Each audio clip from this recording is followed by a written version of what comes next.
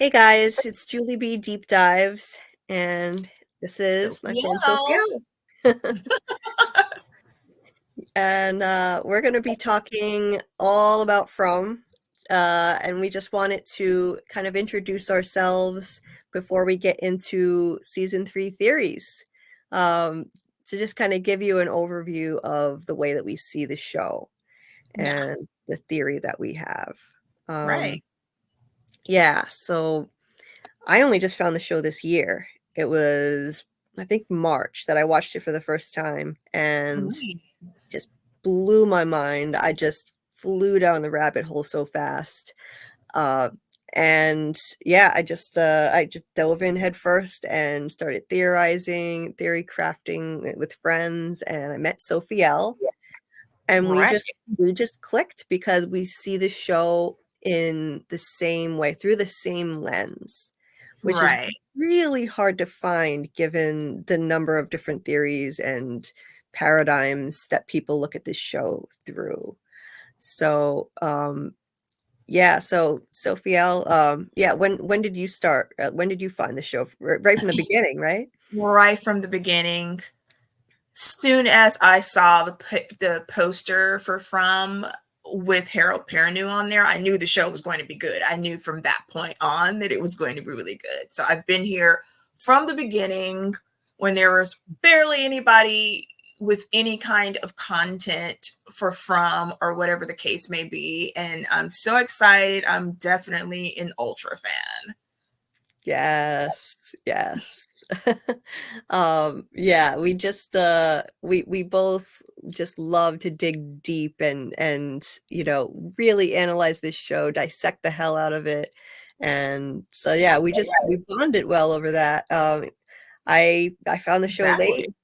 I'm glad I did. I initially I started watching it, and I'm not gonna lie, the first scene, uh, the little Megan getting murdered thing and Oh, showing her yeah. body, it shocked me, and I was like, "I don't know if this show is for me," and then I picked it back up, and I was so glad I did. I would have Yeah, missed out on the best show on TV right now, exactly. hands down. Yeah, so yeah, Sophia and I have spent months just spending so much time theorizing together, and yeah, we just eventually came to an understanding of a general agreement about the way that we see the way that this show works, the way that Fromville works and what it is. Right. What actually makes sense, what we could make sense of what encompasses everything that they're showing us. What makes sense to me is Mhm. that this has to be a cyclical dream dimension. Not that Mhm. everyone is asleep. It's not Yeah. literal like that. Their dreams, their visions, their premonitions, their nightmares that are done by whatever entity or whatever's in control here in this dimension. Basically, it's just all happening to these people all at once. Whatever it is to torture these people, whatever it is to scare the shit out of these people, that's what's Mhm. happening in this dimension that they've all been pulled into. Mhm. Yes. Yes. So we see this as a real physical place, a pocket dimension. Yes. So out of all the people on the show, I never would have thought I'd agree with Dale, but I think he was right. I You're think right. he was right Right. that it's a pocket dimension, and they slipped that in there. It's very clever how they do it, because he's a side character. He doesn't get much screen time, and Exactly. we enter the scene when he's in the middle of this conversation. We don't even hear the whole thing, and Right. we just hear the tail end of it. He's like, no, it's a pocket dimension, Right. and so we're not supposed to take him seriously. The characters on the show don't take him seriously. So I think it's a clever way to kind of slip what I think may be the truth in there. Now, if he were a lead character, Along forget with it. Julie's shirt, Yes. So which we Julie, believe is a MacGuffin. yes, that shirt spoke volumes. That I mean, and Her I illusion always, shirt. Yes, it says illusions, and what I think is initially I thought it was some kind of weird rabbit, but then I saw someone post an image that really matches it. It was a goat. It's some kind of goat with a third eye, and Right. it has so much meaning A to lot it. of And symbology with goats. A lot of yeah, symbology with yes, um, and the third eye, represents, perception beyond ordinary sight that you can right. see with your eyes. And I mean, that is such a, an omnipresent thing in this show that so Right. these characters experiencing visions that are not normal things that you can just see with normal vision. And the Um, premonitions of what actually ends up happening in the future. right. Um, yeah. Sorry. Just 1 second. Well, I had to feed your cat. Anyway, sorry about that. My cat my cat had to be fed. Anyway, so yeah, I was gonna say, yeah, so we have so many characters experiencing visions that involve perception beyond ordinary sight. You have Jade seeing his visions of the symbol and various figures that seem to be historical from the past, the Civil War soldier who chases him, the man crushed under the boulder.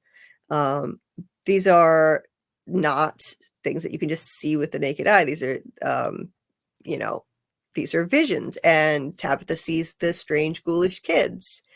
We have Victor and Ethan seeing the boy in white, Sarah seeing the boy in white. So And what yeah, all these people have in common, with the exception of Victor, because that hasn't been revealed to us yet, is that these people were either knocked unconscious or they had a seizure.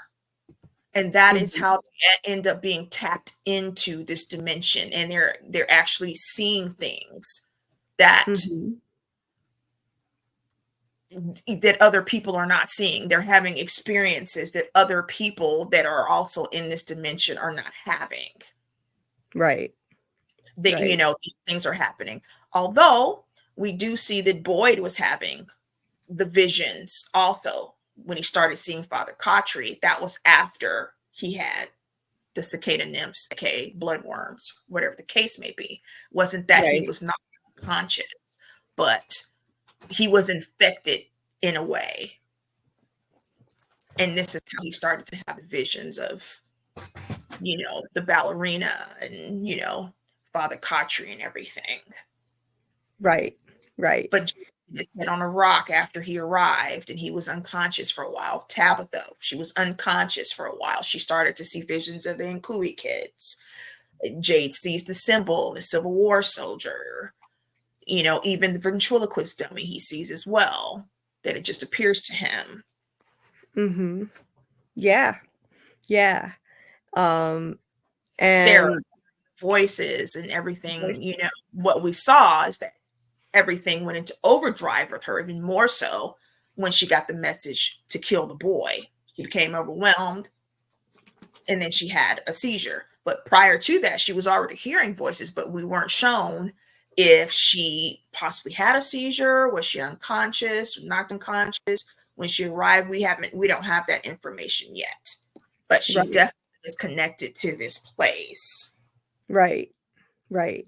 And yeah, there are a lot of characters that have like certain special connections to this place. Ethan, as soon He as was he gets unconscious, yeah, and he injured, and has he was unconscious. He had a seizure. seizure. Yeah, and while he Mhm. was unconscious, he had this vision of Victor Victor. drawing his entire family, Right. and he could see all these pictures on the wall drawn in crayon in this vision.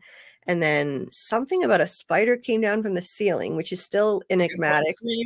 You're right. Still don't Everyone know screamed. The exactly. spider Yeah. came down from the ceiling. I connected that to when Smiley was at the top of the stairs, bleeding down on Dale and Stacy on the stairs. I connected that as, he was the spider.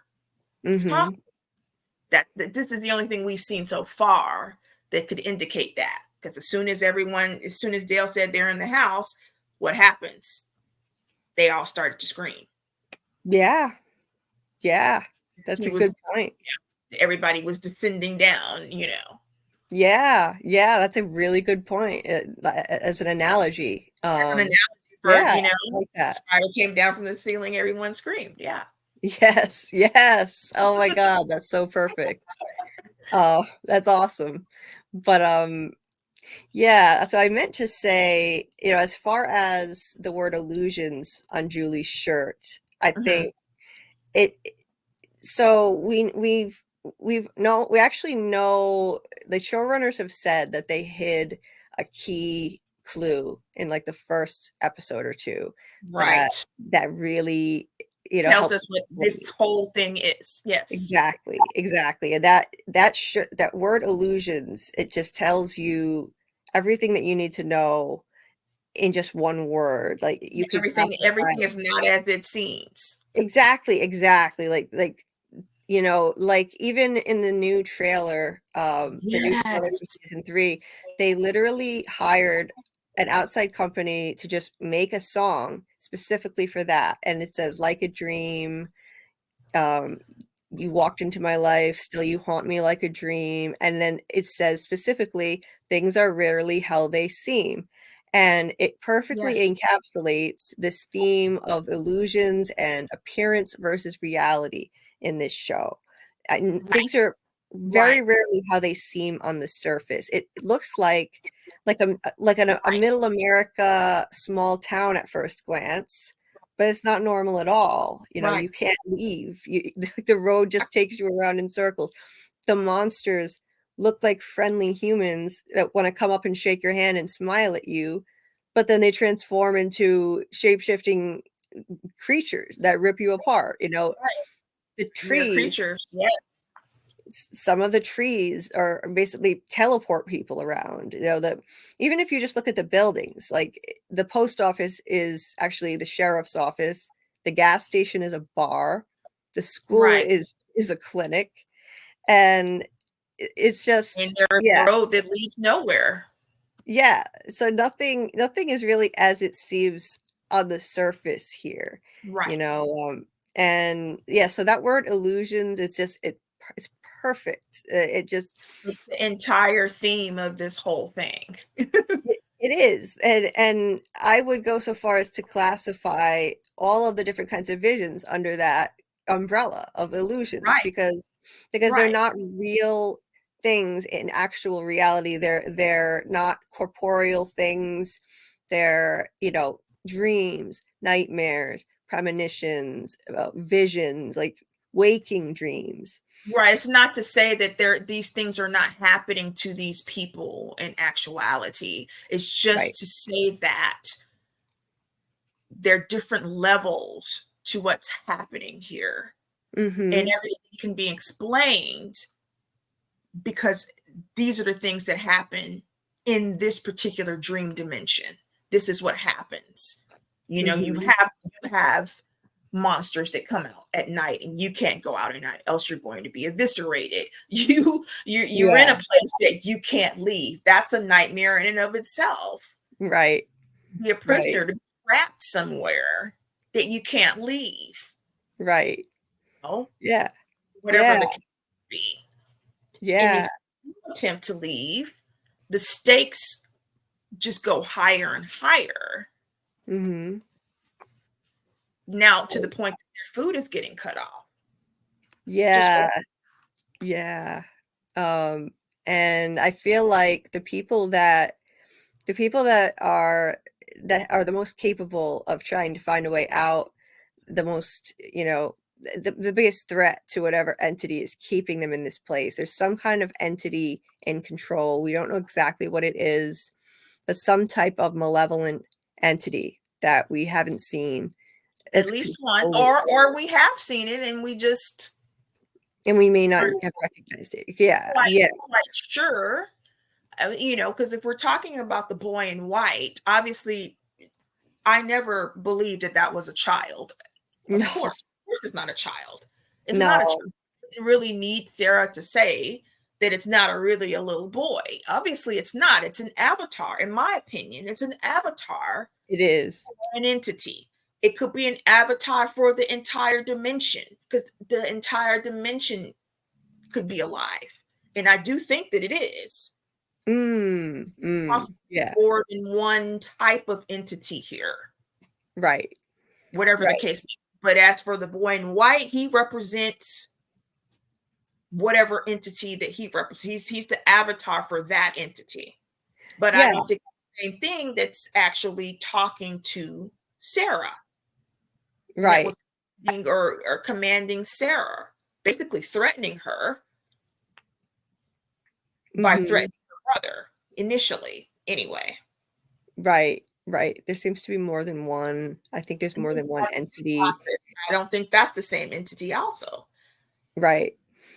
But the boy in white, if we're going with the appearance versus reality thing and things are not what they seem, then clearly his whole appearance as an innocent little boy wearing all white is a misdirect. And that's the biggest misdirect here. It is. Yeah. And the fact that he seems to be helping is also a misdirect. The way definitely. That you think, okay, he's helping because he helped Victor and Julie get into the tree and escape the massacre at Colony House. I didn't see it that way. That's not how I saw that at all. I mean, he was only serving his own purposes. He doesn't actually, I don't think he's doing it. So can you really consider it help if you're just doing these things because it's a means to your end? Right. Exactly. It's self-serving. Helpful to that person, but that's not what your intention was. Your intention, the boy in white's intention, was to save these two for something.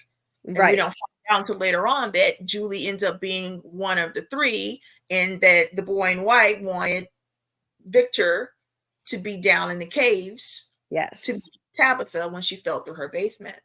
Yes. Yeah. So anytime he seems to be helping, he's serving his own purposes. He told Boyd, and he told Boyd and Sarah, he told Sarah telepathically to get into the tree, you will be safe.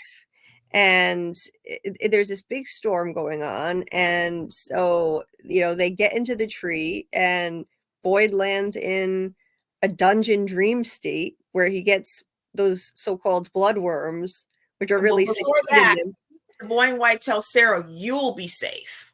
He didn't say that about Boyd. He never said Boyd was going to be safe. So Boyd gets sent into this dream state. Okay, how do we know it's a dream state, Julie? Because that's going to be people's first question. How do we know it's a dream state? Because people are taking things too literally. Okay. Right. When season 2, episode 1 starts, Boyd is having a dream. We know that he's having a dream because he actually wakes up from that dream, and he is still in the dungeon, or whatever the case may be, right? He's still there. He wakes up. So he's having a dream within a dream. Yes. He's no longer fatigued from the spider bites.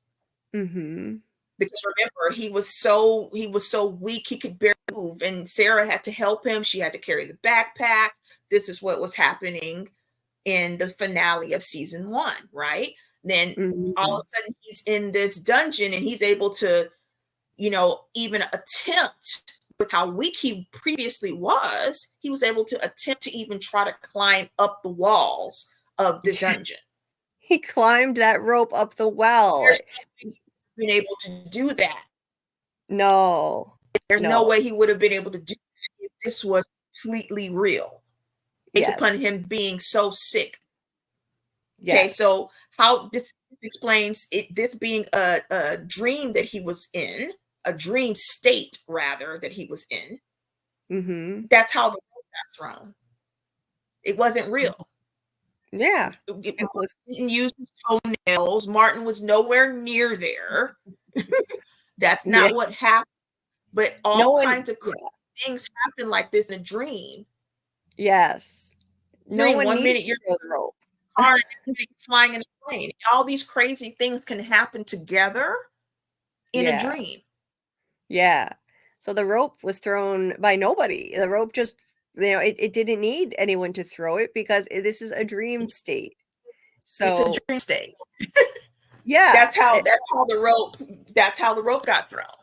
And I know it's a exactly. big controversy, but that's how the rope got thrown. It was a dream Right. state. As soon as Exactly. Boyd exited that dream state, he was back to being weak. He couldn't see. He could barely walk. Right. He was right Right. back. He was right back to spitting again. Mm-hmm. Mm-hmm. Whatever. As soon as he exited that dream sequence, Yeah, dream he was sequence just mean that he was actually physically asleep. This is a dream right. dimension. Any of Right. these things can happen. Right. So what happened was, in reality, when he got into the faraway tree, it transported him to the ruins of that dungeon, but he was in a dream state, so he didn't see that he was in the ruins. He saw the dungeon. He was in the bottom of a well, and when he got out of that well, he climbed that rope. There's Martin, and he's like, "Oh, you made it. It's such a long climb." Almost just to emphasize or to give a hint to us that it takes a lot of strength to climb a rope like that, and Boyd There's just no wouldn't way have had Boyd that strength if he yeah, was he could have not done that dreaming. as he was from the spider bites. Right, exactly. So, at this point, he wasn't physically asleep anymore, but he was in a dream state, and Right. Martin alludes to this. Like, so they put this right in our faces, but we couldn't see it at the time. So Right. Martin says to him, um, "What if Abby was right? What if it's all just a dream?" And Right. And how now would he know about Abby? How would he know about Abby? that's the first thing. How would he know about Abby? And how would he know that Abby thought all of this was a dream and she just needed to kill everybody to wake them up? It, Exactly. it's so yeah, it's And definitely yes, Boyd was able to bring something out of this dream state. We know that. He was yeah, able, he was infected with the cicada nymphs, aka the bloodworms. And he was right. able, so he brought that out of the dream state, but he also brought the torch out of the dream state as well. Right, so Because you can the take torch physical things out to of get these back to the dream states. Yeah. state. Yeah. Yeah. That's proof that that was a dream because all he had to do was use that torch and relight it in that specific space, and then boom, he's right back into the dream state again. Right. If someone And were to see him, if there was someone there when he re-entered that dream state to save the three that were strung up there, they would they have would seen they would scared. see him in the ruins, and he's doing all these things. His eyes Yep. were probably rolled back in his head just like the three were, but there was Yeah. nobody there to see that. And how do we know that? Because we know the three were in that dream state, but Yes. the bodies were Yes. back in town. He Right. could physically touch them. He physically could touch Julie. Even Abby physically touched him Right. because Yeah. it's a dream, But yeah, it's yeah, not a dream absolutely. state where you're actually asleep. No. He was not literally asleep. It is Yeah. not a literal dream and go to sleep type of thing. That's not how this works in this dimension. We're Right. talking about how things Right. work in this dimension. Right. This is not a situation where everyone is actually in a shared dream state coma type of thing with headsets No, on, and this is no all VR. kind of It's simulation. not a simulation No, or anything. no. These people are really here, but they're in a Right. dimension, like Tom tells Jade, where it's not familiar. Right. Right. It's not familiar to you. Right. Laws that we know in the real world and physics and Einstein Rosen and all these types of things. That Yeah. doesn't apply here. Right. Right. So that's telling us that this is a different dimension. Yes. Not Yes. our world, basically. Yeah. Yeah. And yeah, so I mean, as far as Boyd getting out of that dream state, the thing that I never understood until I realized what this really was. Initially, it appeared to me that it was time travel, that he went through the Right. tree and he went back in time, but the thing that I could not understand when I first watched that episode, season 2, episode 2, he just walks right out after he gets scratched by Martin and he gets the bloodworms. He just turns and walks through a doorway and he's out. And it's like, okay, how is that even possible? Like, it didn't make any sense to me until the end of the season when it was revealed that those three, Randall, Maury, and Julie, they were in that dream state.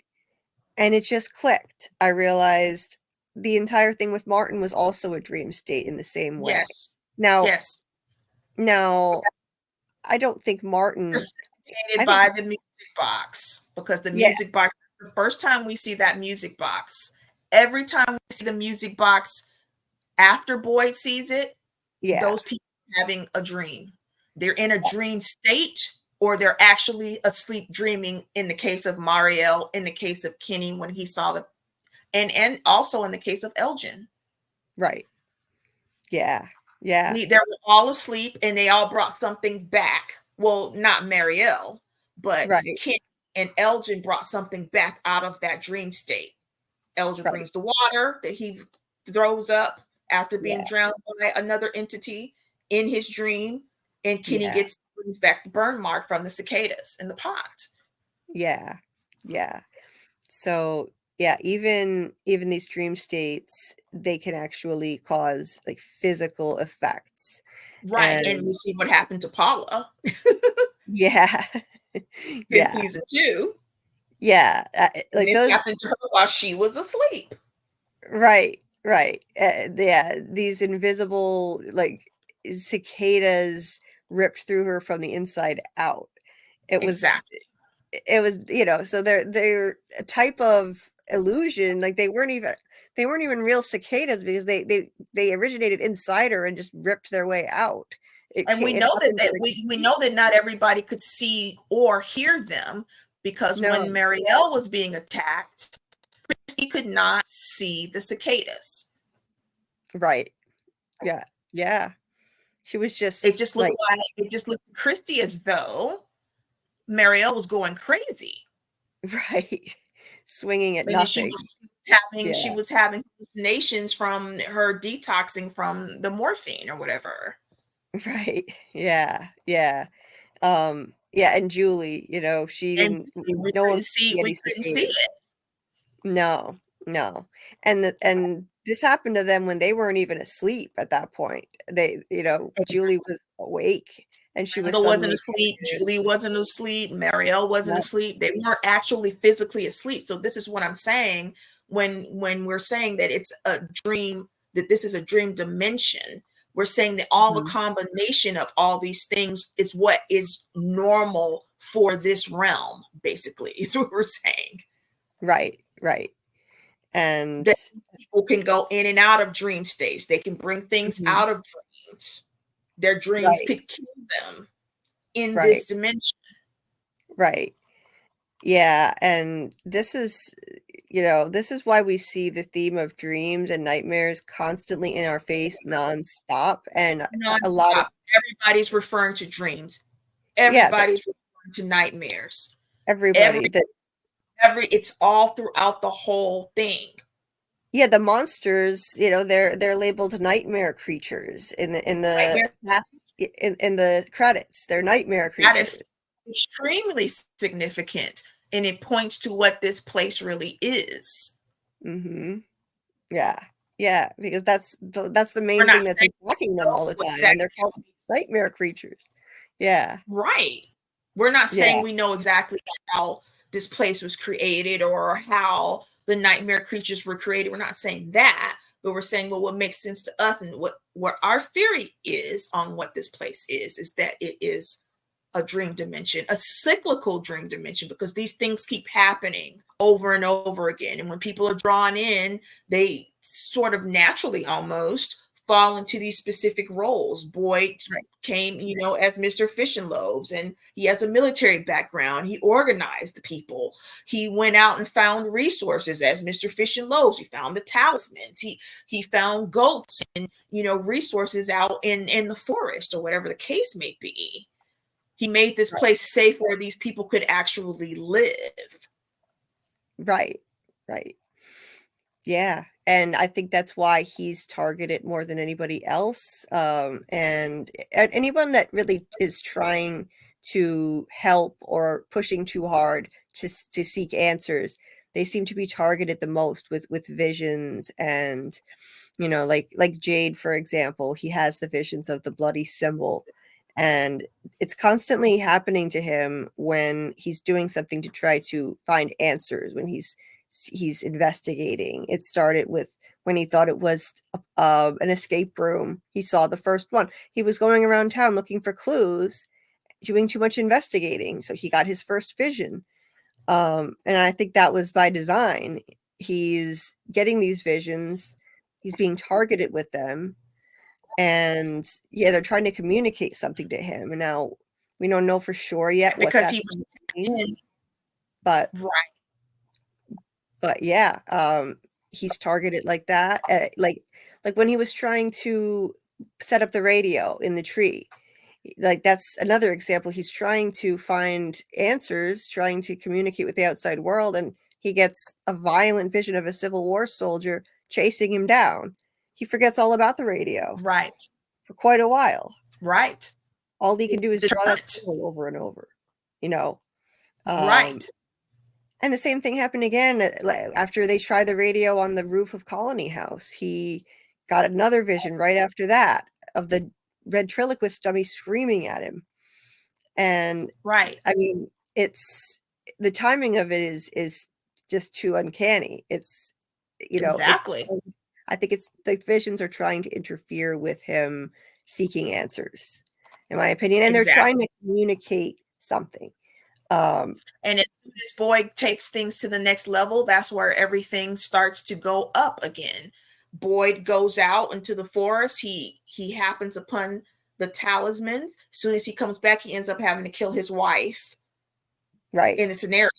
As soon as he got that the talismans is what allowed them to be able to function properly. Mm-hmm. Yeah. Yeah. So the people who are like investigating, they get targeted the most. Like Boyd, like Tabitha. As soon as she digs the hole in the basement and finds the creature's cave and sees the mural, she immediately starts seeing those ghoulish kids. Exactly. She sees the first one down in the cave. As soon as she leaves the cave, she's targeted by like an increasing number of them, and they lure her out. They lure her to the lighthouse to get her out of the way for a specific purpose. But I don't think any of that would have happened if she hadn't been investigating, and it was sort of like punishment for digging that hole, for seeing what she wasn't supposed to see. I mean, the whole house collapsed after that to prevent anyone else from getting down into that area. And so it does seem like the people who stand the most chance of actually investigating and finding answers, they seem to be targeted by whatever entity is in control in this place. Exactly. Giving them these visions. And and then you have premonitions, like Tabitha's lighthouse premonition dream. Right. Which I don't think that she would have had that. And I don't think that Jade would be seeing the blood symbol if they weren't knocked unconscious when they first came. Jade was knocked unconscious as they were trying to make their way in the rain at night to Colony House. Tabitha was knocked unconscious in the accident with Jade and Toby. Mm-hmm. So that's what kind of connected them to essentially the essence of this place. Right. They were actually tapped in at that point. So Right. it was always going to be, in my opinion, it was always going to be that Tabitha was going to start to experience and see visions of something. Jade was always going to see visions of something Mm-hmm. because of these experiences of being either having a seizure or being knocked unconscious. Because Ethan didn't start seeing, he was able to see what was happening up in Colony House in Victor's room, someone he never met before. Right. He had his seizure and he came Yeah. out of it. Then he was able to tell Jim exactly what he was seeing. And it was something that he was seeing. It was actually, we're being shown that it was happening in real time. Right. Right. Right. That And he was narrating his vision to his father. yeah, and at the very same time, Victor was having a vision of his own. He was seeing the car crash without Right. actually looking at it with his eyes. And according to Ethan, he was drawing their whole family too, Right. without ever having seen them. So we know Exactly. he has visions beyond ordinary Right. sight. Right. We just don't have the context to know, was Victor, when he arrived, was he knocked unconscious at any point, or had he had a seizure? We weren't shown that, just like we weren't shown Yeah. Sarah, she unconscious when she arrived. We don't know. We know that she had a seizure, but something must have happened before that, because she was already tapped in with the voices in her head, or she had the seizure in the diner. So Yeah. there's It might not have been her first. We just don't know. You know, right. I'd be willing to bet that she had a seizure when she got to town, and so did Victor as a child. Because we've been shown that that's how people who are having visions of whatever they're having visions of, they're tapped in somehow. Boyd didn't start seeing Father Khatri until he was infected with the cicada nymphs. He didn't Mhm. start seeing that until then, when he came in contact with the cicada entity, basically. Mhm. Yeah. Yeah, and, yeah, I would love to see, like, a flashback to Sarah's arrival or Victor's arrival, because I would be willing to bet that they both had seizures. Yes. Like Elgin, Elgin came in and he had that premonition dream, which I believe it was a premonition dream. We just don't know the whole thing yet, We don't but know the whole thing yet. I do hope that there's more. I hope he remembers more, but he had this dream. When he woke up, it was obvious that he recognized this place. It was Yes. completely, I mean, he completely panicked. He said, screaming, turn around, we have to go back. Right. And he had a visceral reaction. He threw up, Right. and he had to have recognized this place. Now, I don't think he's actually been here before. I think that he had a premonition dream where he saw this place and he saw something horrific. I And mean, he that's saw quite horrific things that happened, no different than Tabitha's premonition dream, where she saw herself going up the stairs of the lighthouse. And then later on, what happens? She ended up going up the stairs of the lighthouse. Was it exactly like it was in her premonition dream? No, but it no, was very close. it It was was close. very close. It was close. And yeah, some of the stuff that was in that lighthouse for real, like it may come into play later. But I mean, as far as And then Elgin gets off the bus and he Elgin, yeah, immediately has a seizure. right, right. And then he's tapped in. And when he wakes up, he can't remember his dream anymore. He just has Right. a vague sense of dread. Marielle Right. asks him, "Do you know where you are?" He's like, "Do you know where you are?" Right. And It's like he became overwhelmed by the premonition, by the information, just like Sarah ended up having a seizure when she became overwhelmed by the information of kill the boy or whatever was happening to her at that time. right. Um, but as far as Elgin, like he just spent the rest of the season very quiet, keeping to himself, staring off into space, asking if there was any body of water around, and feeling this kind of dread regarding water. So, Right. so he was shown the Brundles, and he must have seen something. We just don't know what he saw yet in his dream. The only thing that he remembered at the very end was that he saw the boy in white Right. reciting the nursery rhyme about the 3 who were going to be targeted by the cicada entity. So clearly he had some kind of vision. And I think that dream actually happened before he was even in Fromville, which means it's one of multiple examples where I think that this place can actually reach out and target people with visions when they're not even in Fromville yet, before they even get there. The boy in white appeared to him in his dream. So that's just a whole other level where, like, the people that are targeted to come here, there are specific people that are drawn here. They can be targeted by visions before they even arrive, which is really crazy, you know. And Tabitha, I mean, Tabitha is a, she just I mean, we just got some new information suggesting that she's going to see the boy in white outside of Fromville in the real world. So, and you did say that. Yeah, like this, this is confirmation of something that we've been theorizing about for a while. Like, can this place now, exactly.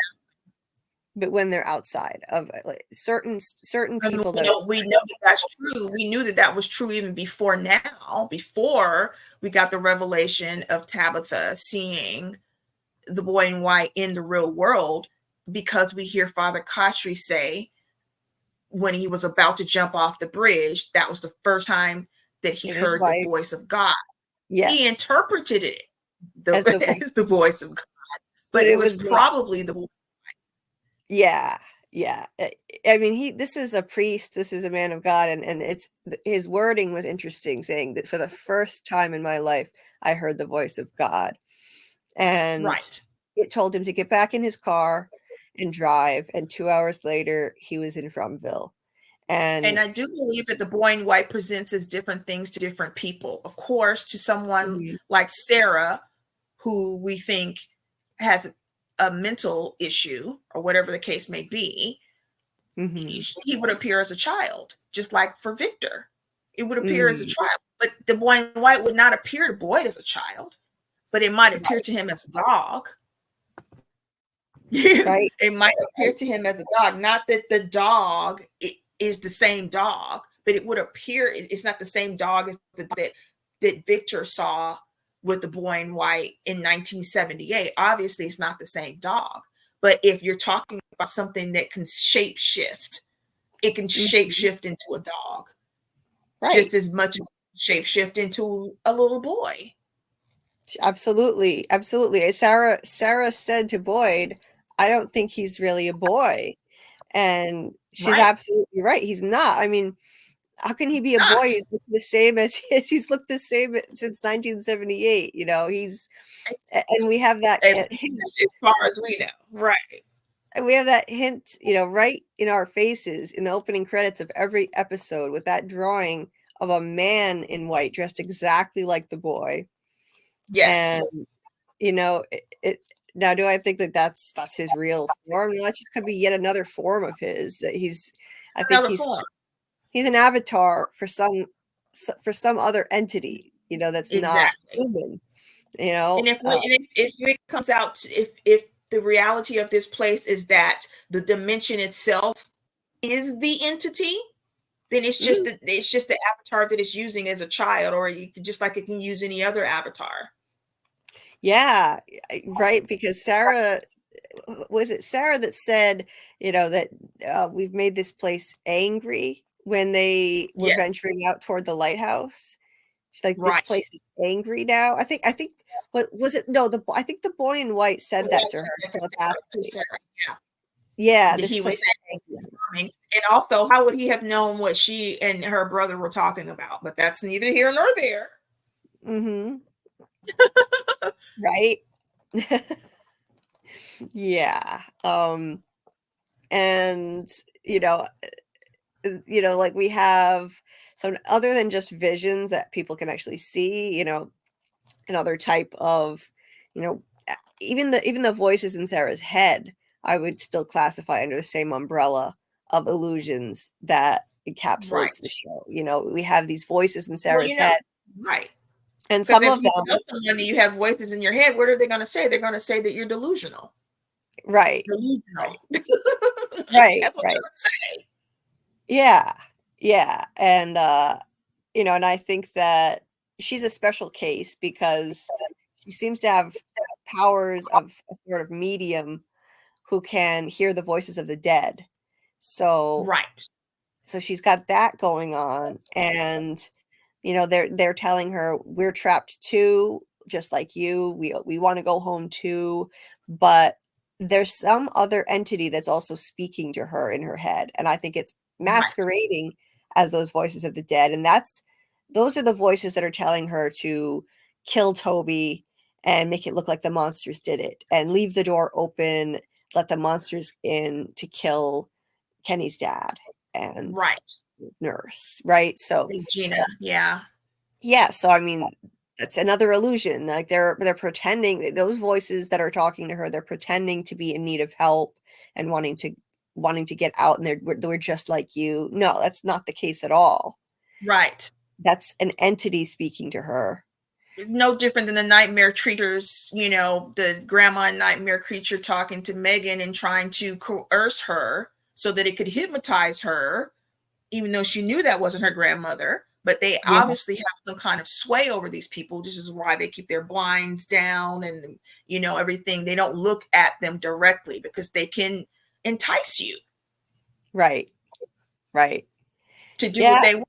We've seen that on a number of occasions. So that's no different. If right. they're telling Sarah what she would have wanted to hear, because I do believe that whatever entity is control here, it's able to read these people's minds. It's able to read Yes, their thoughts. And so you would say, okay, someone brought up, or a lot of people have said, okay, if they could read their minds, then how were they able to hide back before they got the talismans? Wouldn't they know where they were? They would. But if this is some kind of game to this yeah, entity, they're picking and choosing who they're deciding to kill and when. exactly, They exactly. killed Boyd many times over, and they didn't. Yes, yes. they did. It's not just purely plot armor because Yeah. Harold is the main character of this show. It's not that. It's that they're No, deciding to kill him. They're deciding to torture him because they it's want all to. about it's a psychological game, and if this entity is omniscient, Psychological terror, torture. yeah, if this entity is omniscient and knows everything about these people and knows their names and can hear and see them wherever they are, including in the middle of the woods when Boyd yelled, "You can't break me," and then Exactly. somehow the monster repeated to him like, "Oh, you said this place couldn't break you. That's what you said." How You did they said hear that?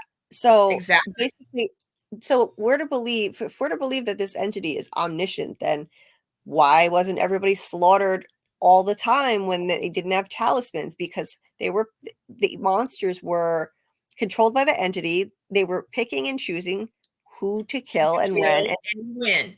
it was all about terrorizing the survivors. It's like a form of Exactly. terrorism. It's Yes. a psychological game of torture trying to break every single one of them, but certain Right. people are targeted more than others, obviously. Right. The people And the and people people that are specifically targeted because of their weakness, just like Kevin in Colony Mhm. House. You're in a house full of women who want to hook up with you, but you start a relationship, so you think, with a nightmare creature. Right. And then Yeah, you let her in on her word that nothing else can get in, mhm. but the entity that's in control that's using the nightmare creatures against these people knows that Kevin had this weakness, Yeah. knows that Kevin is an incel. Right. They Right. Right. didn't Exactly. send the milkman to go talk to Kevin. They sent an attractive nightmare creature to go talk. Yes. Yes, it's just like when Julie arrived at Colony House, they had a teen boy, like what Right. they call the jock monster with a Yeah, Letterman sweater Julie, on. don't you remember me? Is Julie, yeah. Don't you remember me? Yeah. See, that was And done on purpose. she was mesmerized by him. She was locked Yeah, into him and thinking like, yes. well, do I know? Yeah, Right. that's the look Right. on his face. She was about to start until, moving yeah, up toward until him. she shot him. Yeah. Yeah. And it's the reason why they send like Granny Monster to go after children. Children. It's a perfect way to target them, trying to get Right. Megan to open the window. And now Granny Monster in the trailer for season 3, we see her going after Ethan. And Yes. the other thing that I think that they can do now based on that trailer is change their voices. And Well, we knew that they could do that before. And you have your reason and I have mine.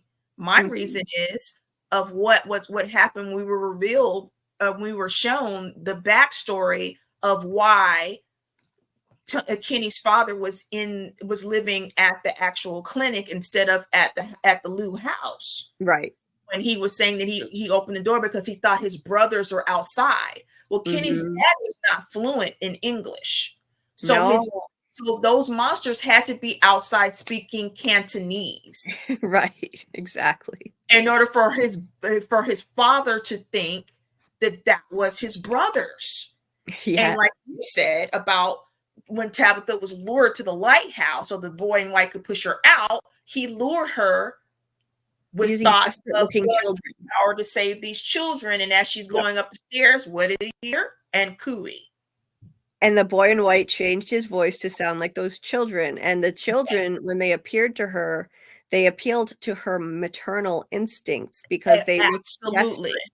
They looked desperate and in need of help, clawing at her like desperately. But then another aspect of this dream dimension is that the entity in control here, it makes these people confused. It makes them disoriented. This is why they're not making proper decisions. This is why they're not communicating. This is why Tabitha, with her daughter in a trance, with her eyes rolled back in her head, would say, "Oh, I'm going to tell Jim that I'm going to go to this tower to save these children and then we're going to go home." When you know these children are dead, your daughter is in need of help right now. That's not going to help her.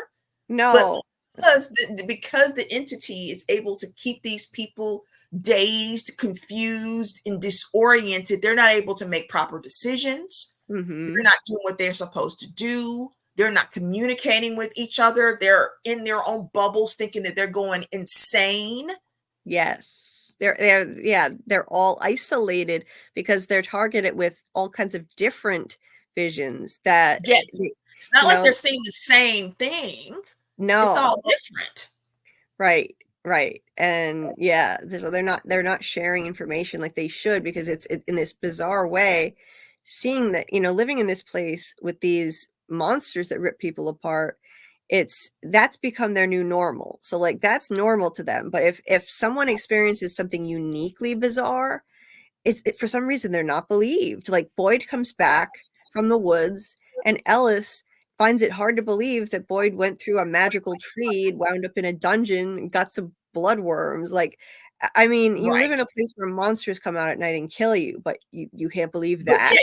It's because that's their new normal, And Tabitha, like the only reason Jade believed her about seeing these kids is because he was having some bizarre visions of his own. So in that instance, they actually connected over that.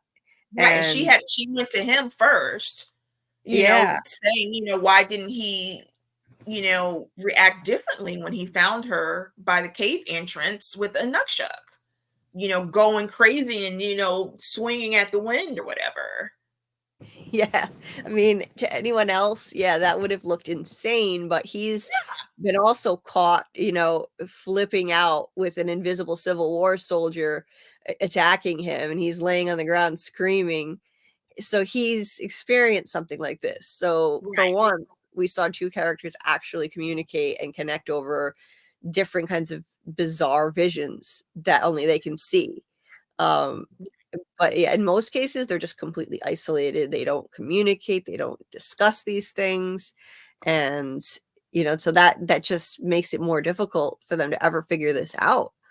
What they do say, it's just so devoid of logic that the other person doesn't understand or even believe what they're saying.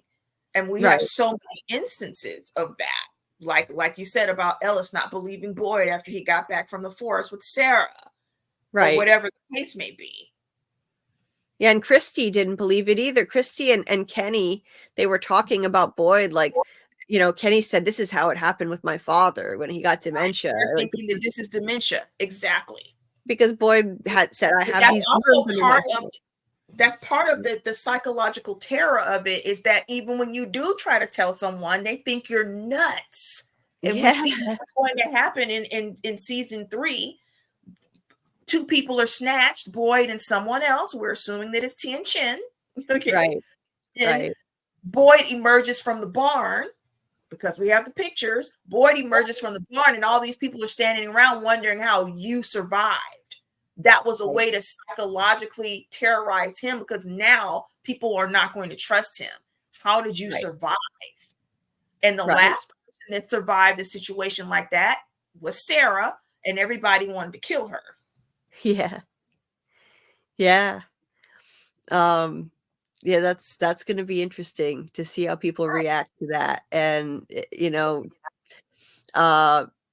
now, as far as now, if we're looking at the monsters, right? Like, one of the biggest mysteries of the entire show is the origin of the monsters. Now, if we're going with this theme of illusions and things being pulled from dreams, the way I look at it as is this, like, I'm considering 2 different possibilities, and one of them is kind of controversial, and people may not want to look at this as a possibility, but the monsters themselves, we have no way of knowing for sure in this place what is real and what is not. Okay, so the monsters, even the monsters could be some type of mass delusion, even though multiple people are seeing them. Right, but that's what a mass delusion is. And we've seen this depicted, if you're talking about psychological horror tropes. We've seen this depicted. Right. Where something is affecting everybody in mass, like the Mist. Yes. Yeah. Everybody was having experience all at once. No, these people weren't asleep. Yes, they were really there, but it was affecting them all. Right. Right. And the thing of it is, like, yeah, these monsters, it's possible that they could be an illusion, a mass delusion, but they kill people for real. And how do we now we've seen evidence of an illusion that can actually harm people for real in season 2. The cicada entity. So that was not real. There were invisible cicadas attacking people, and yet it had real consequences for these 3 people. So there's absolutely no reason why the monsters can't be the same type of thing, in that they could be a mass delusion that is capable of ripping people apart and killing them. I mean, if the boy in white, who is definitely not really an actual boy, he's some type of avatar, if he can physically push Tabitha out of a lighthouse, then who's to say that a monster that's actually an illusion can't rip somebody apart? They can. Exactly. Now, how do we know? Like, and how do we, like, the thing that made me actually really start to consider this is the 2 different experiences that we saw in the cave.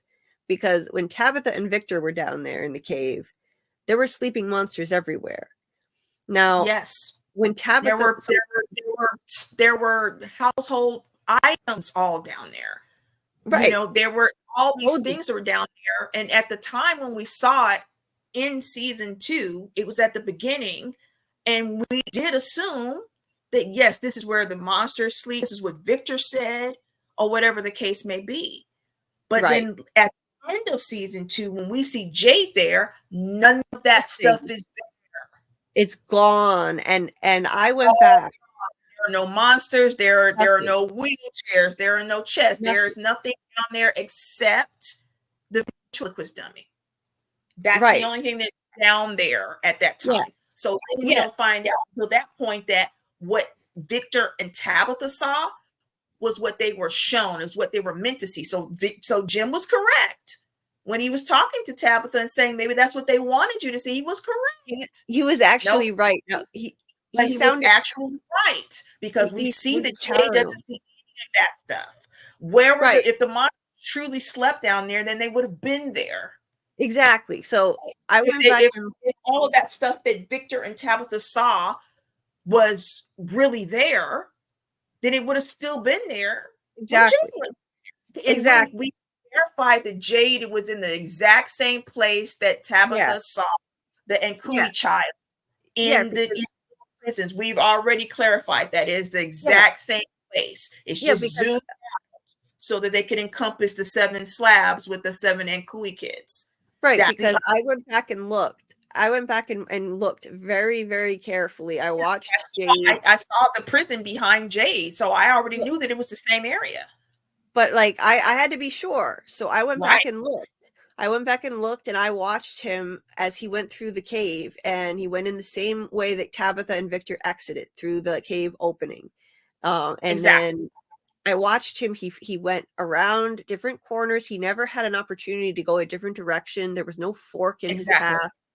No And fork in the path. the only thing he saw was the dummy in a different location than where it had been before, When and it was on just sitting there on a rock. And it scared the shit out of him. He right. screamed bloody murder like a girl.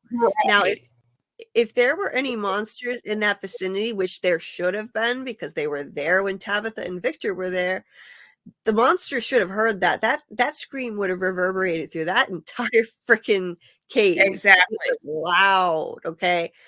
And I think that was supposed to be a clue to us that, you know, there weren't any monsters anywhere around, or they would have come for him, right? So then he continues on, and eventually, not long after, he comes to a big open area. Now, the show makes it look like it's a different area because there's a wide shot where you can see it's a large kind of circular space, but it's the same area where Tabitha and Victor were. When Tabitha and Victor were there, it was a tight shot on them. When Jade is there, it's a wide shot, but you see the same two little cages. You see the right. same It's the same two little cages where Tabitha saw the Nkui kid. So yeah, I am, after looking at that with that minute detail, it just watching that entire sequence, yeah, I'm confident he was in the same space. There were no monsters, there was no furniture, there was nothing except whatever entity is controlling these visions or summoning these visions for these people. It's what it wanted him to see. It wanted him to see the circle of slabs with those children. And the most interesting thing too about the way he saw the children is they had a completely different demeanor than when Tabitha saw them. They looked mesmerized and at peace and almost happy, excited, looking up at this symbol in the roots that has been plaguing Jane. Right? Right? So that was by design. So he was being shown what this entity in control wanted him to see. Just like it showed Tabitha and Victor. Tabitha and Victor, it just wanted to give them a good scare. Show some sleeping monsters that start to wake up. When Tabitha gasped when she saw the Nkui kid, and that's all it took. And it wasn't even a loud gasp either. It wasn't, right? And that's all it took to wake the monsters up. Yeah. Right. Now, compare that to Jade. He screamed bloody murder and no monsters came from anywhere. So there were never any monsters. There were no monsters. Right. So that's my conclusion is from that. There were never any monsters really there to begin with. I think that there weren't any monsters there to begin with. No. I thought for a long time that the monsters, they just materialize. It seems like they're coming from the forest because that's where they materialize, if that makes sense, for lack of a better phrase. That's where they materialize. But we know that they're not sleeping in the caves because of the season 2 finale. They're not there. And it was daytime, obviously, when Jade went down there. Yeah. And they where were they? Where were they? And my other issue, not my issue, but my other explanation for the nightmare creatures is when they are killing someone, that person has to look at them. Mm-hmm. How do I know that? Because when Brick Tom and Jim were trapped under the debris of the Matthews house. Okay. Brick had already died. He screamed or whatever the case may be. He died. It wasn't until Tom turned and saw a nightmare creature that it pounced on him. And Jim, at the same time, when he started hearing the screaming, what did he do? He actually turned his head. He turned away. Right. I think if he had not turned away, that he would have been killed too. Yeah. Yeah, I think so. Everybody who gets killed by a nightmare creature, they're looking at the nightmare creature. Even when Frank was in the box, he saw the nightmare creatures first before they attacked. Yeah, he looked out. He looked out one of the holes. Yeah. Yeah. Yeah. It's almost like it needs to be a certain, if this is a game that this entity in control is playing and using, the nightmare creatures to harm these people. It's like the part of the rules is that they have to look at it in order for it to kill them, like acknowledge almost. Yeah, and actually, yeah, you made me think of something too. As far as the monsters materializing, I think like we see an example of that in season 1, episode 2. That bride monster, she was down near the RV at one point, and then all of a sudden she's up at Colony House on exactly. All of a sudden she's up at Colony House on the porch, the pregnant nightmare creature. All of a sudden she's on the porch of the Colony House, but she was just supposedly, allegedly, at the Winnebago with Boy, Jim, and Christy and Ethan. Right. So like, are they teleporting? No. Are they jumping through faraway trees? No. I think they just materialize wherever they need to. They don't need to use the faraway trees because they materialize. But at the time getting these pieces of information, we didn't have enough to put that together. No. So we assume that they're coming out of the forest because that's where the cave entrance is. Once we found that out in season 2 or whatever the case may be, and or whatever the case may be. So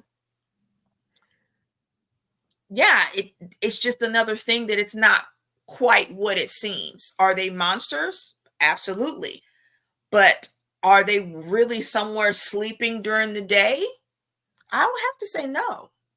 Right. And I think that the whole autopsy scene where Christy says, "Oh, it's human," I think that's a misdirect too. I honestly don't believe that these were reading my mind. Exactly. I don't believe they were human beings turned into monsters. Right. I believe that whole thing of killing Smiley and that whole thing, it was like a game to them. Right. It was like a game. It was, even the way that he transformed and the whole screaming and all that kind of stuff. It was almost like putting on a show. Yeah, and Smiley even said, "I like this game," right before he died. Exactly. It is a game. It is a game. So it's every time they think that they have won or that they've accomplished something, the stakes get higher and higher. Right. So much so that after Boyd destroyed the music box, which he assumed was going to stop that entity, after the boy in white pushes Tabitha out and Jade goes down into the caves, now as soon as Boyd gets back to town, it's kicking into overdrive for season 3, episode 1. Right. They're out of food. Somebody gets killed. We all know this now. Right. As soon as those major things happened. And of course, it's my belief that the boy in white pushed Tabitha out in the exact same way that we're assuming that Eloise got out. Not that he pushed Eloise per se, but she got out somehow. Right. Or whatever the case may be. We don't have any evidence that she was still there or, her body hasn't been found or anything like that. So we assume that she's wherever Tabitha is. Tabitha gets pushed out in the exact same place. Right. She goes to the hospital. She's in the hospital. She's not far away from where Victor's father is. Right. What are the odds So of that happening? That's not a coincidence. What are the odds? Exactly. So she was meant to, the boy in white wanted her to get out to bring someone back in. I don't believe it's just to some paintings and gooey kids in somebody's basement. No. I believe it was she someone back in. Right. And we know that the boy in white is see Tabitha. It's going to completely mind fuck her. we already know. Yeah. It's going to be crazy. Yeah. And I mean, as far as the boy in white, I don't think he's necessarily the big bad or anything like that, but I think he's probably one entity that's just trying to serve his own purposes, possibly to keep a more dangerous entity trapped in Fromville, like in this pocket dimension. So it's possible that it's kind of like the trolley car problem, where he allows harm to come to all of these people, and sometimes even helps facilitate it in order to prevent harm from coming to the rest of the world, a large number of people, you know. So it could be something like that, where he's sort of like a lesser of two evils, or, you know, he has his own self-serving motives. But I don't know if he's the actual, I don't think he's necessarily the big bad. I think the big bad is a different entity that's controlling the monsters. The tip of the spear. I think it could be, you know, but if I definitely think the boy in white is an avatar for at least a stronger entity there. That is in control, you know, when it wants to do certain things, it manipulates these people, it whispers to these people, it scares the shit out of these people, whatever. Yeah. So I mean, the boy in white is, you know, now we know he has reach outside of Fromville for sure. I mean, you know, we're gonna see. I mean, Tabitha is gonna see the boy in white in the real world. Now, there were pictures that were, you know, behind the scenes, showing that the little actor playing the boy in white goofing around on a hospital bed on set, and we thought, oh, maybe he's just trolling. You know, we didn't know if it was legit. No, I never thought that. I never thought that. I never thought that. I know a lot of people, but I never thought that it was just trolling. I felt like he was there for a reason. That you would have no reason to be on that separate set like that if you weren't filming some scenes. You know, you would have no reason. True. I mean, it was just the way that he was goofing around on the bed, you know, like in silly poses and stuff like that. It made you wonder. But then I came to the conclusion, or the theory, that he's there for real. He's able to project his avatar illusion outside of Fromville. These people are definitely targeted for specific reason. It's not that they just are happening, they're just driving down the road and, you know, they just kind of get sucked into this place. No, I don't mean that. They are targeted specifically for a reason.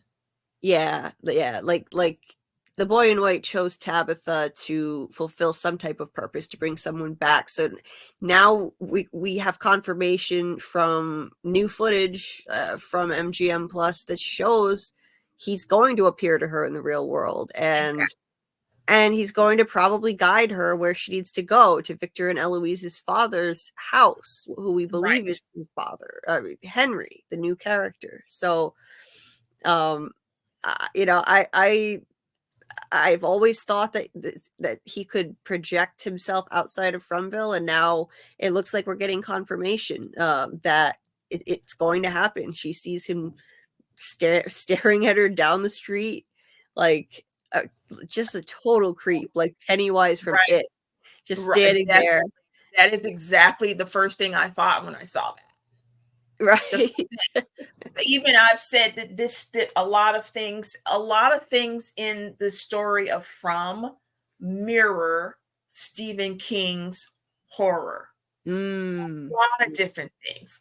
His wife's name is Tabitha. Maine. Oh, I wasn't aware of that. This is where Tabitha's pushed out into Maine. Yes. Everything that Stephen King writes, it's got to do with Maine. It involves Maine in a way. We know that it was an extraterrestrial that was supposed to be in a pocket dimension that it got out of. And he was a shapeshifter. He was a shapeshifter too.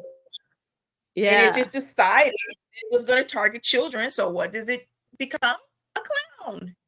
And he fed on fear. He needed people to be afraid before he killed them. That was what he fed on. That was his sustenance. Right. And that seems to be the case in Fromville. I think it definitely feeds on people's fear. It needs them to be afraid.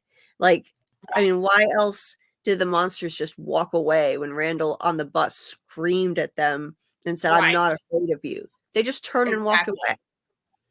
Right. It needs them to be afraid. Right. Needs them to be afraid and needs them to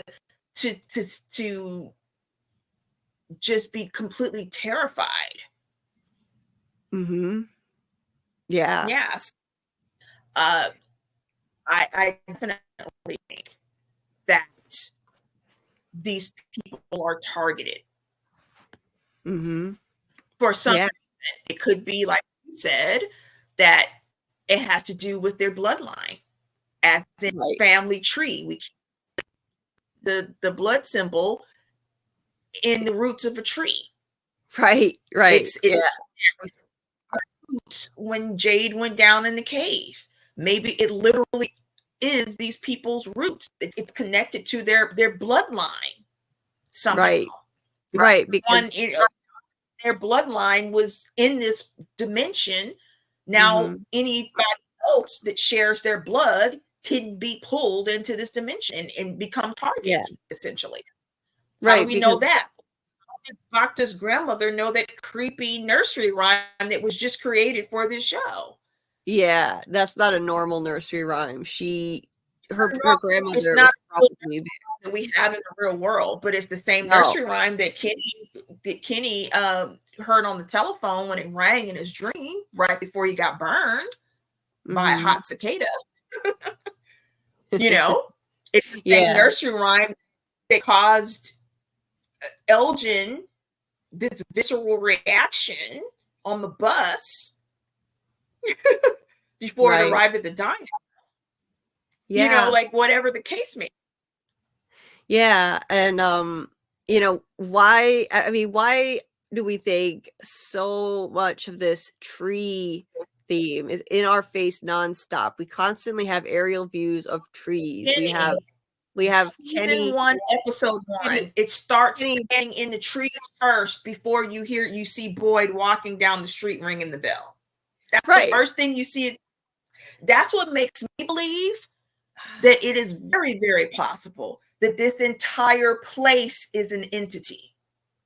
Right. But like the trees though, like, just as far as the trees being so ubiquitous as a theme, like, we have the faraway trees.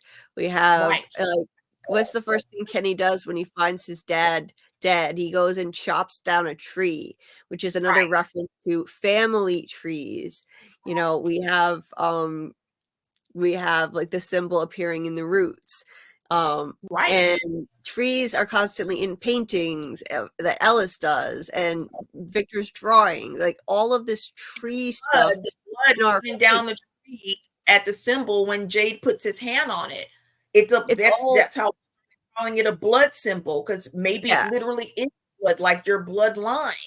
Yeah, I think it's definitely a reference to all of this tree stuff. It's a reference to family trees and bloodlines. And so the people that are drawn there, part of the reason is because of their bloodlines, their ancestry, because we think that this place is at least several centuries old. Definitely. At least. We have At least. historical figures popping up in Jade's visions that were probably past victims, and we have all those dates in Tabitha's premonition of the tower. Yeah. So this place is likely very, very old. You know, the cave mural. The cave mural had boats on one side of it, so people may have arrived by boat before there were cars, right? Right. And now we see season 3, some of the season 3 pictures that they're going to find another body of water. Because we kept wondering why a lighthouse and there's no water. We never saw any water. Yeah. On the water. Lighthouses are another Stephen King element. That's right. That's right. Another Stephen King element it are lighthouses.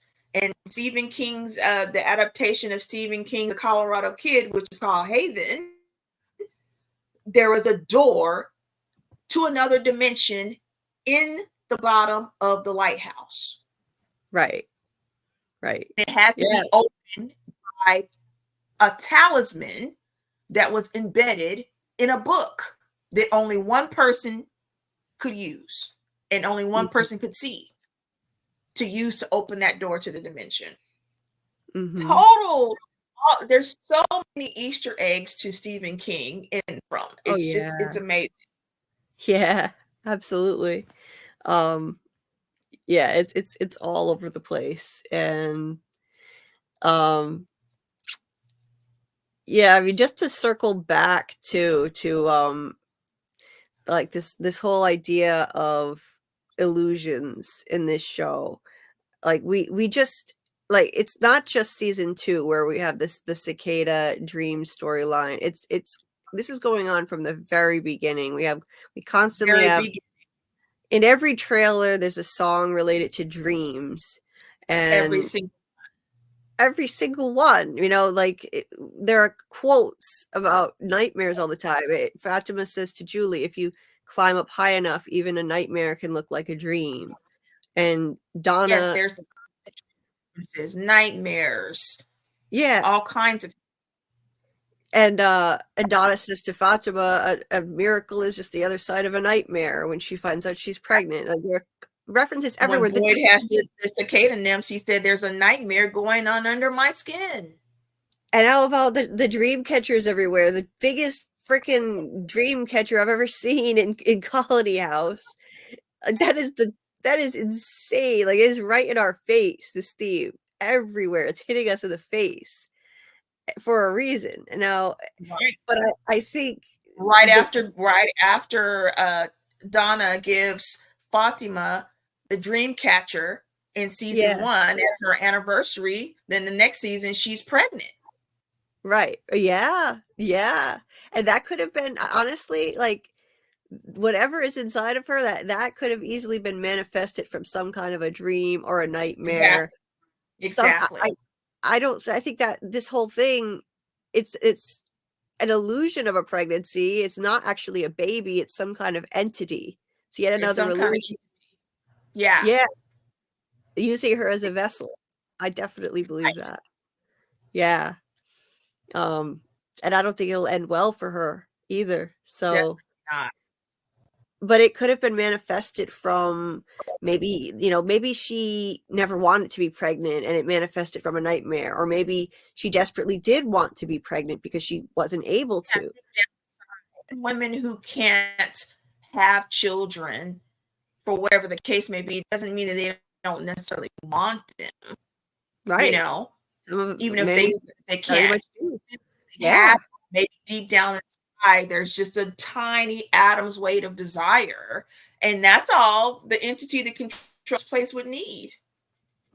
Right. And it would know that because it can read these people's minds. It knows these people's names. And it's actually controlling the nightmare creatures. And this is why the nightmare creatures know these people's name. They know how to track, these different people. They knew Trudy was nosy and inquisitive, and that she would come to the room if they were in the room laughing, because there were other people on that floor. They didn't start laughing. The nightmare creatures didn't start laughing like that until they were baiting Trudy. They didn't start laughing. They knew that she would be interested, and she would easily come in to see what they were laughing about, which is what happened. Right. Yeah. Yeah. Um, what was I gonna say? Yeah, oh yeah, and we had that moment with Abby where she said, she had a very strange look on her face, and then Boyd's flashback to when Abby was losing her mind, and Right. she said, I was just remembering a dream I had when I was a little girl. And I think that she had some sort of premonition dream as a child about As a Fromville. child. So Yeah, that's another piece of proof that these people are targeted way before they come to this place. absolutely. Absolutely. Yeah. That's yeah. So it has whatever entity, we don't know what it is exactly, but whatever entity is inflicting these dreams and visions and drawing people in, it definitely has reach outside of Fromville. It's capable of drawing them in there. It's capable of appearing to them in dreams or visions or voices in their head before they even get there. Right. And it's like you were saying, like Kenny's dad before they even, so like something similar happened before, to get them to Fromville. Right. He thought he heard his brothers that night, and he wandered out of the house, and they thought it was just his dementia, because people who Right. have dementia, they think they hear the They voices of suffered they suffered delusions. but I don't think it was that at all. It was the boy in white or some other entity speaking to him, and he drew him out of the house. His Kenny and his mom followed him, and they never got home again. They found they found his father. They got back in the car, and they wound up in Fromville. So what happens is people are targeted based on their weaknesses or their personal traits. Like, he was targeted because he had dementia. He was an easy target. Father Right. Kotri was targeted using his faith, Right. speaking to him as the voice of God. Sarah, I believe, was targeted because she alluded to the fact that she had an ex that may have been abusive. When she was Oh asked about yeah, she definitely slit his throat, because the way that she killed Toby, it was just way too smooth for that to have been her first time. oh Cutting a dude's throat or whatever. Yeah. yeah, that was not her first kill. No She's way. been slitting throats since 2014 at this point. Yeah. Right? That wasn't her first time. No. And yeah, so I mean, she said about her ex, it's better that he's not here. And she said Right. her brother saved her. He picked her up in Pennsylvania. He was driving her back And home you to can imagine what Boston. happened, right? You can imagine that she probably called her brother in a complete meltdown. She's still holding the bloody knife in the phone in the other hand, the bloody knife Yeah. in one hand, the phone in the other hand, saying, I don't know, please come help me. I don't know what's happened, or Uh-huh. I killed this guy or whatever. And we know that because that's what happened when she actually left the door open after she killed Toby and cut his tongue out or whatever. Yeah. And Yeah. she came home with the same type of thing. She took the shower and he saw all the bloody clothes or whatever. And it He did didn't see the shock that he should have seen, because he's been through this before. he didn't even seem surprised at He didn't all. even seem surprised. No. That's been through this before. She No. definitely killed that ex-boyfriend, Yeah, or so that's probably why he is the ex-boyfriend. it yeah, so she was targeted, I think, because she was traumatized by that abuse and by the fact that she killed him. And I personally think she may also have a mental illness. And so Definitely. she was an easy target. She was an easy Definitely. target because this entity that drew her in needed someone who would actually listen to voices in her head telling her to kill Right. people. Not many people would actually be susceptible to that, Right. right? And everybody in the show who knew about that, they alluded to that. Like even Kenny, when he found Sarah hiding in the church basement, he was just like, if you're hearing voices, wouldn't you think that there was something wrong? He was just trying to understand. Mm-hmm. Yeah. Yeah. Um, Why would you thought you were hearing voices? Why would you then listen to said voices? That doesn't make sense. Yeah. So yeah, she was an easy target, and so she was manipulated. It like this entity that draws people in, it exploits people.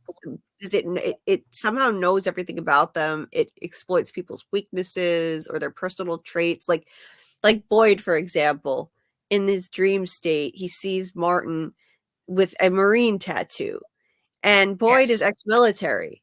So this entity that I think was projecting Martin there, because I don't think he was still even there anymore. I think that no, that's definitely mind fuck. Yeah, that was a mind fuck for Boyd. I think that this guy, he was the image, the entity Abby, was using. he knows that he knew about Abby. Abby was a Marine. He knew that he wasn't. He knew that Boyd wouldn't leave him behind, and that's what would draw Boyd in to get close enough to him where he could infect him with the bloodworms. Now, this guy, he supposedly allegedly strung up on this wall for we don't know how long. Yeah, I don't believe that. I think he already died a long time ago.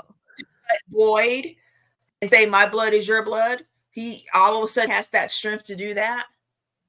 Yeah, and Martin himself, I think that he was basically the image of someone who died there long before and was being used for that purpose.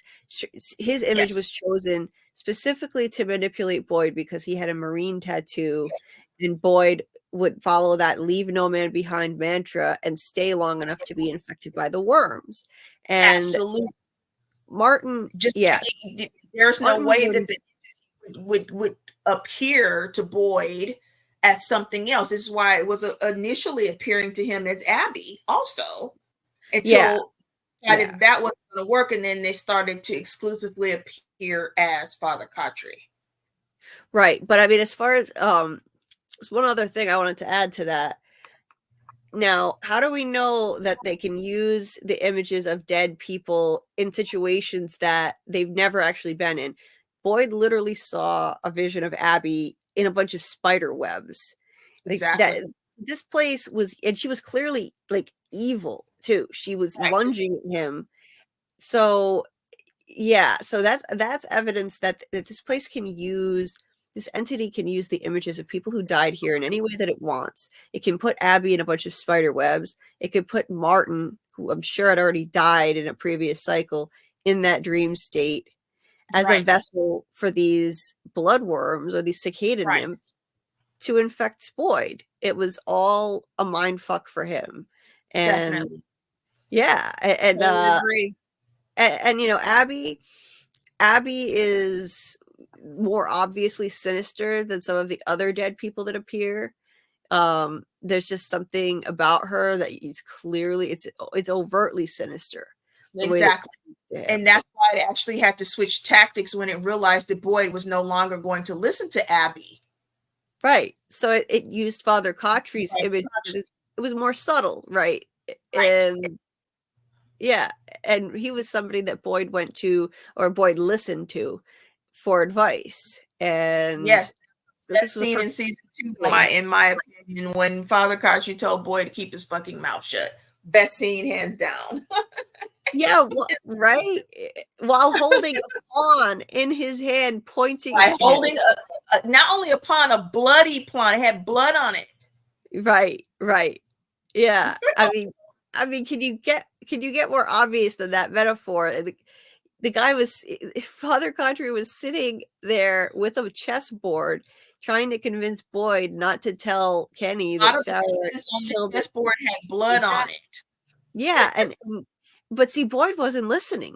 Boyd was walking away, not listening. So Father Khatri, Ghost Khatri, got up, followed him, and pointed that pawn at him and convinced him, keep your fucking mouth shut about Sarah. And I mean, come on, it's right in our face. Like I know it seems a little more subtle the way he talks to him. It's more like the real Khatri, but he's pointing a pawn at him. He's using Boyd as a pawn. It's a metaphor. Right. right in our And face. how I came to the conclusion that Father Khatri is the entity. He's using, he's using the essence of Father Khatri, if you will, is because when when Boyd was saying that he didn't, he wasn't betraying Kenny by not telling him about Sarah. And then Boyd was like, well, it was your fucking idea. And he was like, come on, Boyd. It's, it's poor form to blame the dead. And he flashes that smile. It's the So, yeah. same. It is the same smile of the nightmare creatures. Same Yeah. smile. Yeah. Yeah. He was a smiley guy. He was not a No, guy that no. smiling. Because why are you smiling when you're terrified? Basically. Yeah. Yeah. Yeah, so I don't trust him. I never did, and I don't trust Ghost Tom for the same reason. This entity that's projecting these images, it knows how to manipulate people, and Tom Right. was the closest thing Jade really had to a friend in that, like, they connected over, intellectual ideas. Like, they were both Exactly. intellectuals, and Right. Tom actually gave Jade the idea in the first place to try the radio to see if he could get the police radio to work. So Right. since Jade listened to him once before, this evil entity knows, okay, well, maybe he'll listen to Tom again. So there's Exactly. Tom telling Jade, you need to go into the tunnels because there's this 16-year-old girl who's laying in a bed, in a catatonic The guilt or whatever. But how would you going to the cave going to save Julie? That's You not going to the cave, how would that even save Julie? that won't help any more than Tabitha going to the tower to save some ghoulish kids that already Exactly. dead. It wanted Jade to go down in those caves to see what he did see. Right. It was now the only other person who, besides Victor, that can corroborate what Victor and Tabitha saw got pushed out of the lighthouse. Right. Yeah. So yeah, I do think that all of these images of the dead are they're all projections of an evil entity. All of them. Some of them are just obvious than others. Exactly. And we're going to see more of them coming up. So I'm looking forward to that. I enjoy that. I am too. I'm ready for Father Khatri to come back and tell Boy to keep his fucking mouth shut. That is exactly what I'm ready for. Yes. Oh my god, I love it. Like, they have the best scenes together. I love it. Oh my god, it's hilarious. But Boyd is going to be put through the ringer in season 3, and this is going to be a great way to manipulate him. Just keep using Father Khatri's image to mess with his head, and it's going to be interesting to see how that plays out. It's going to affect his judgment. Apparently, the episode synopses say that his judgment is people don't trust his judgment anymore. They're losing trust in him. He's considering dangerous plans and all of this stuff, and his head is being clouded. Right. As we know that this is what's been going on from the beginning. Right. And it's just getting worse. They become confused. Yeah. Disoriented. Even when they think that they have a plan that's clear, it's not clear. Right. Nothing is in a straight line. Nothing is linear here. No. Yeah, so it's just like everyone is just the autopsy on Smiley. I think that similar to what happened to the caves with Jade, they saw what they were supposed to see. Right. They were supposed to see something that they would think is human or used to be at some point. It confused them. It confused Christy to the point that she kind of lost it. Yeah. And the wild thing about these illusions and these visions is that many times they can actually physically touch them. Like, you could physically reach out and touch them. They could the boy in white can push Tabitha, and the Civil War soldier was able to make contact with Jade. And in the trailer for season 3, we have a Puritan man in a vision choking Jade, clearly a vision. So they can actually physically touch. So like visions can physically touch people. People can pull physical things out of dreams. So it's not like the literal type of dream that people would think of in this place. Right. It's not a literal dream. It is Right. not a literal, and sometimes it is, like Tabby's premonition dream in season 1, episode 9. She was literally asleep when she had that premonition dream. How do we know it was a premonition? Because later on in season 2, she ends up going up the stairs of the lighthouse. Yeah. Right. We got that confirmation. So that part of her premonition dream has already come to pass. Right. Now we're waiting for the next part where she arrives in Fromville, or she's there and she doesn't see anyone, because you can tell that she's looking around for people and they're not there. Yeah, it's unclear where Jim is strung up somehow. Yeah. Yeah, so Jim is going to end up hanging upside down for sure at some point, somehow, or be in some kind of peril. Right. And Tabitha, I'm not sure when, like how that could come to pass, the whole empty town thing, because she's not wearing warm clothes in that vision. Winter has come to Fromville now, so that's still a big mystery how that's going to come. But part of a dream, though, part of the premonition, though, it wasn't exactly like it was when she was going up the stairs. When she was going up the stairs, she was wearing a pink shirt with a pink button-up shirt over like a white tank top or whatever the case, or white tank top, right? Whatever. That's not what she was wearing. She actually ascended the stairs. She was wearing the blue sweater with a coat, and then she had the lunchbox over her. So it wasn't exactly the same. It wasn't exactly the same. All the stuff that was on the stairs, there were no bottle, there were no dates in the White House. Right. There were only certain objects that were still there. Right. I was certain objects. Like, I was actually surprised that there were any of those objects actually there, but the ones that were there are very telling. She was shown in her dream.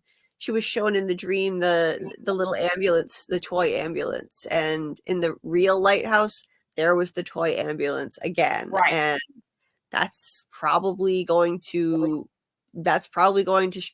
materialize for real as the ambulance that's coming to Fromville, and she just might be in it. It's looking like she's going to be in it. Yes. That's part of her premonition. That's most likely coming true. As much as people may not like to hear it, it's all the evidence is pointing in that direction. Right. Everything in that dream was placed there for a reason, especially when she gets to the tower and the ambulance is still there.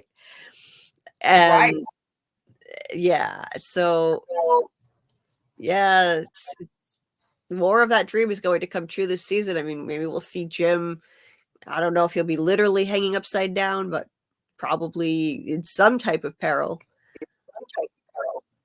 Right. I just thought about this. If we could see someone, and now we know Christy, step into a bear trap, there are other kinds of traps, like a rope type of trap where you step into it and it pulls you up in the air. Oh yeah, I've thought of that too. Like they have those kind of traps too. If there's a bear trap out, maybe it's that sort of trap as well. Yeah, I had the same thought. To Jim, because we know that he's going to venture out in the woods at least twice. Yeah. Oh yeah. I had that same thought. Those traps that you step into, and it's a rope that strings you up in a tree. Yeah, it could be. Yeah, I think it could absolutely be that. Yeah, I've been thinking about that myself, and that's possible. Like, we can't think too literally when it comes to premonitions here.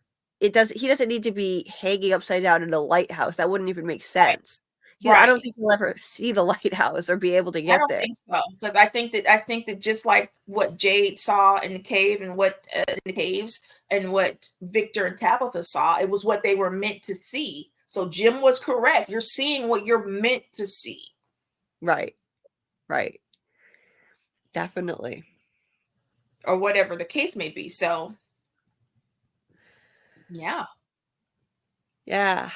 So, yeah, I don't know. Have we touched on everything? Like, let me see. Is there anything else that we didn't cover regarding the dream dimension theory? I'm trying to think. I think we pretty much covered all the bases. Can you think Yeah, of anything because we didn't hit right, on? because it's an overarching framework. It's not a theory per se. It's just a framework for Framework. how all the things we're seeing that seemingly don't really fit together, how it could fit together if this is Yeah. a cyclical dream dimension where Yeah. people are drawn in and these people are going into these certain positions. There's always a sheriff. There's always some kind of medical professional. There's always some kind of religious person, Mm-hmm. or whatever the case. There's always somebody there who is a chef or who's running the diner or whatever. There's always someone there who's organizing things, Yeah. Yeah. authority of sorts. Yeah. Yeah. So like it operates in cycles. Like, yeah, definitely. Definitely. I agree. And in the 1978 cycle, when we're being led to believe that Victor arrived, his mother mirrors Tabitha's journey. Right. Right. And actually, yeah, and I just thought of something else too, that we didn't touch on. The fact that Victor and Eloise both drew many, many things that they couldn't possibly have seen with their own eyes. So Right. they were both having visions. Yes. They had to be. And premonitions. There's no way that they could have seen all of these things with their Right. eyes. And some of the things are very abstract, like that strange looking thing that looks like an eye peering through a keyhole. So, like, Right. so they had a vision of this thing, obviously. Right. And it's just They're yeah, drawing their memory of said premonition. yes, yeah, both of them. Both of them. Right. So Both of like them. they didn't there's no way they saw all of that stuff. Like one of them even drew Civil War soldiers. So they saw the same Civil War soldiers as Jade Exactly. at some point, so uh They yeah, obviously had knowledge that they were going to appear to someone. Just like Victor had a picture of Boyd with a goat coming from the forest. Where we know from the Stevens family arrival that Victor was nowhere to be found. yes. Victor was nowhere to be found in that town, so that we saw. Where Right. was he during that whole time? How could he have known that Boyd was going out into the forest for weeks, according to Ellis? Yeah, they And didn't show him in that scene. the first thing Yeah, he finds is a goat. yeah. Yeah, Victor was not present for that scene. So yeah, Not that's something for he all knows for any of that. only with his mind. Yeah. Right. Yeah, absolutely. And another thing I just thought of that we didn't touch on that's really important actually, um, the way that people try to understand the bootstrap bracelet, thinking that it has to be time travel, there is another way. If you look at it through the lens of dreams and the capability of pulling things out of dreams, then you could have a really an elegant, like simple solution to it. If you think about it, it could just be that the bracelet was pulled from a dream. Miranda, Yes, because maybe we in know the that these 70s. people are targeted. They're targeted before they even arrive here. It's quite possible that she could have that dream. Miranda could have had a premonition dream where she saw the bracelet and she pulled that out of the dream state. It could be Exactly. that could be it. It seems like a complex thing. It's a complex concept, but it's also it simplifies things at the same time, if you look at it that Yeah. way. We It's also simple. we also have proof we're being shown in the show. We're not trying to put all these things together to create this. We actually have Right. seen people bring things, physical objects, out Yes. of dreams. Yes, because we look at the show, we analyze the show based on what we've seen, the evidence that's been presented to us, rather than trying to invent explanations or make a bunch of logical leaps and assumptions to try to Right. fit our preconceived narrative of what we think this show is. Like I change my theories all the time based on what I see. Like it's important to Oh, yeah, avoid you have to be information bias. flexible because when you get new information, you have to incorporate that information. Exactly. So we haven't seen any evidence that real time travel has occurred in this show. We haven't.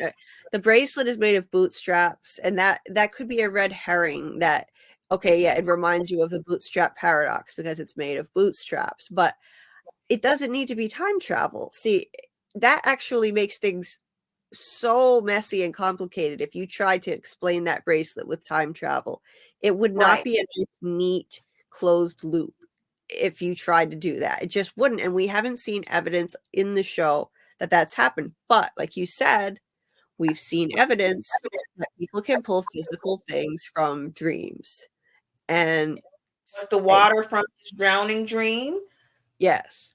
Kenny from his dream with the burn from the cicada, and then we can also deduct Boyd because he saw the music box.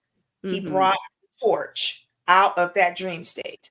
We just Right. didn't know that was a dream state at that time because at the time Boyd was the only one who had an experience like that. He's the only one who saw the music box. He was the only one who was seeing the music box. But Right. as soon as Boyd transferred the cicada nymphs into Smiley, other people started to experience the music box. Yeah. Yeah. It wasn't until then that they had that experience. It wasn't Yeah, until because Elton had his experience. It wasn't until then that Kenny had his experience. yeah, because that's actually what this entity wanted. It needed a vessel. So that's why like Boyd kept seeing this ballerina, showing him worms in her mouth and then choking him. She was trying to like these visions were trying to give him instructions or give him the idea to to give those pass those bloodworms, quote unquote bloodworms, to Smiley or to a monster. That's Right. That's exactly what it wanted what him he to do. was. And he did exactly what he wanted him to do. She was shown in the clinic that night, the night that Ellis got stabbed. The ballerina was showing him, you got to cut your hand, you got to put the hand on the neck. She was showing him. She was showing him. Yeah, it wanted this to happen. It needed a monster. This whatever entity this is, it needed a monster to serve as a vessel. Right. And then when they opened him up, it was unleashed. And then yet, like you said, then it was possible for all of these other people to be drawn in and targeted by the entity. They had these Right. music box dreams that could actually cause them real harm. I mean, I think Mari could have died for real if she hadn't been woken up in time when Smiley was coming after her in that dream. Right. And Elgin could have drowned for real in his dream. He Right. was probably woken up. Someone came to his rescue as well. Right. And Kenny was woken up before anything worse could happen. All he got was the burn on the arm. His mom. Right. Tien Chen woke him up. Right. Yeah. Right. So yeah, and I don't think that just because Boyd destroyed the music box, it doesn't mean that people can no longer be physically affected by dreams and visions, because we've already seen, even in season 1, visions could physically affect people.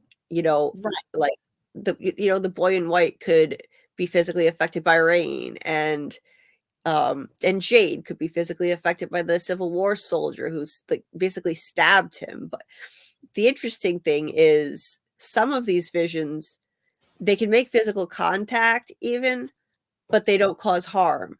Now, Right. other visions actually can cause harm. So Right. the things that Jade And I is think it's whatever the entity chooses to do. Just like if it chooses to kill you, it's gonna kill you. If it's, Exactly. you know what I mean? It doesn't want to kill Jade because it wants to use Jade as its puppet. That's what that dummy Exactly. represents for me. Right. You know, Right. so all of those visions, they don't hurt Jade. The Civil War soldier can't actually harm him. When he's being choked in the trailer by that Puritan man, that's not going to harm him either. Right. Because he's being used there's like this entity has another use for him. And that's why Victor has been protected all this time. He's been used as a tool. He's never, I mean, how could he possibly have survived all this time? He's been used, you know, to as a sole survivor. He's just a human walking deterrent to others to, you know, just play by the rules, don't go looking for answers. People who go looking for answers don't come back, he tells everybody. You shouldn't be Right. asking questions. That was part of, if Victor's story is to be believed, then that will be part of his psychological, you know, effects, that he was there by himself, that he got to see people that he grew to care about. They basically go insane and get everybody killed, or they go somewhere like his mother did, and then they don't come back. Right. Exactly. Yeah. Yeah. So that's why he's been protected. So like this entity, it, you know, it picks and chooses who to target. You know, Victor is Right. a useful tool. Jade is trying, it's trying to manipulate him Right. into doing something. Now I think personally the visions are possibly trying to drive him insane to the point where he thinks like a blood sacrifice is necessary. We have Right. references to child sacrifice with the Ankui kids on the slabs. Right. And you Because know, you have to wonder why all of a sudden did Jade see those Ankui kids? yeah, And why were they happy? why were they excited? Right, they look it up at that symbol, which is normally dripping with blood, and they look excited. And you know, Ethan said to Jade at the start of the season, you know, you have to decide, you have to figure out if it's a good symbol or a bad symbol, because bad symbols can make you do bad things. Like, I think that this symbol drove Christopher insane, caused him to facilitate the massacre, basically assist the monsters and reveal people's hiding places. Exactly. Not that he physically killed these people. Of course he No, didn't. because he couldn't have. He couldn't have. But just like Miranda was manipulated in 1978 to go into trying to get to the tower to save the children, Tabitha was manipulated in the same way. Right. Right. The same exact way. Yeah. It's just like just certain things in this cycle, because this is cyclical, are right. successful when they weren't successful in 1970 in the 1978 cycle. Right. There are already anomalies here. Got out. But in 1978, Miranda didn't successfully get out. Right. So this is an anomaly in the cycle, and you know, there are signs that, you know, this is going to play out differently this time. Like they can actually break the cycle. Right. But yeah, so yeah, I mean, I think we pretty much touched on all the major points, you know, that, you know, the different types of visions people have, how they can affect people, the physical effects that they can have. Right. And yeah, that's just going to continue. I mean, we have evidence of that in the song for season 3's trailer. Like I said, you know, it's called Like a Dream. You know, just because the music box was destroyed, that those killer dreams are done. It's no more Nightmare on Elm Street time. It doesn't mean that this theme isn't going to continue. It's been there since the beginning. It's just right. It just takes different forms, right? It just takes different forms. And if we're in the belief that this is cyclical, then that means that all this stuff is going to happen again. Somebody's going to have to destroy that music box again. Somebody's going to get pushed out of the tower again. Right. All this stuff is going to keep happening over and over. Yeah. But Yeah. we're assuming that this is the cycle that's going to end it all. Yeah, We I just think so. we just don't know how. Yeah, I do think so. I think Jade is going to figure out how to break the cycle in some way, Absolutely. not I think he'll be driven to the brink of madness by these visions, but it won't break him, Right. I think he's strong enough that he'll be pushed to the brink of madness, but he won't Right. get to that point. He And won't. He won't. Right. yeah, absolutely. We know that Boyd is going to be pushed. He might be broken in that moment, But he's but gonna rally. he exactly. Yeah, yeah, he'll recover. He will. Yeah, he's not going to be permanently broken um by this psychological game, this torture that's being Right. inflicted on him. Right. And yeah, so yeah, like I think I think this is just, a great lens to look at the show through, and it's not like some kind of ironclad theory that can't shift and change, and it doesn't Well, see, necessarily that's the great thing about this being a framework and not an actual theory, is because anything that happens fits into it, because everything that has happened already fits into it. exactly, and You it can can do work. any of these things in your dreams. One minute you're in your dream and you're making pancakes, and the next thing you're on a jet.